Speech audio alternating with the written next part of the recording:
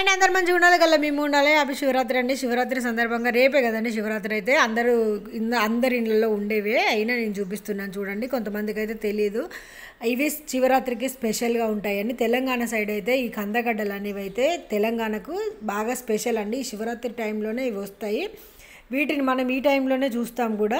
శివరాత్రి రోజు తెచ్చుకొని అయితే ఉడకబెట్టుకొని ఆవిరికి ఉడకబెట్టుకొని మంచి చక్కెర వేసుకొని కొద్దిగా ఆయిల్ వేసుకొని పైన వాటర్ పెట్టి ఉడకబెట్టుకొని అయితే దేవుడికి అయితే నైవేద్యంగా పెట్టి 6 గంటల తర్వాత ఉపవాసం ఉండే వాళ్ళైతే వీటిని అయితే భుజిస్తారండి. ఎందుకంటే దేవుడికి చాలా ప్రీతికరము శివుడికి అని అయితే ఇటు తెలంగాణ సైడ్ అయితే నమ్ముతారండి. శివరాత్రి రోజు అయితే ప్రీతికరమైన ప్రసాదం అంటే మన సగ్గుబియ్యం పాయసంతో పాటు ఇవి కందగడ్డలు కూడా ఉంటాయండి.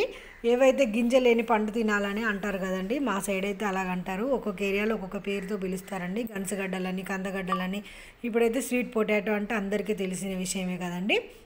ఇవైతే చాలా స్పెషల్ అనమాట.